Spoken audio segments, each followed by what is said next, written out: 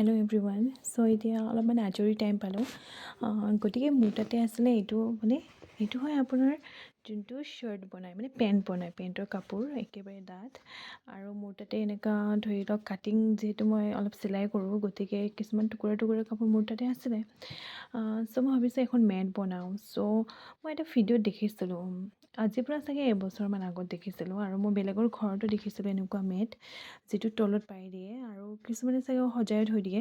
বাট এইখন মই তলত পাৰিম আৰু ভৰি মুচিবৰ কাৰণে। চ' এইটো মেট বনালোঁ।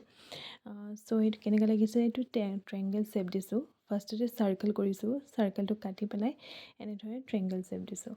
চ' এনেধৰণে বনাই আছোঁ, আৰু যিখিনি টুকুৰা টুকুৰি কাপোৰ আছে সেইখিনিৰে বনাম বুলি ভাবিছোঁ। আৰু ছাইডটো এনেকুৱা ৰেড, যিটো আপোনাৰ ইনাৰৰ কাপোৰ থাকে, যে মেখেলা চিলাওঁ, চ' সেইটো আষ্টৰ। চ' সেইটোৰে এনেদৰে ছাইডটো ৰেড কালাৰে দি দিছোঁ। আৰু এইখিনি কমপ্লিট হ'বলৈ বহুত দিন বাকী আছে, আৰু টুকুৰা টুকুৰি কাপোৰবোৰ চাৰ্কেল কৰিব লাগিব। চ' কেনেকুৱা লাগিছে জনাব, আৰু কমপ্লিট হ'লে নিশ্চয় দেখুৱাম। চ' এইটো ষ্টাৰ্টিং।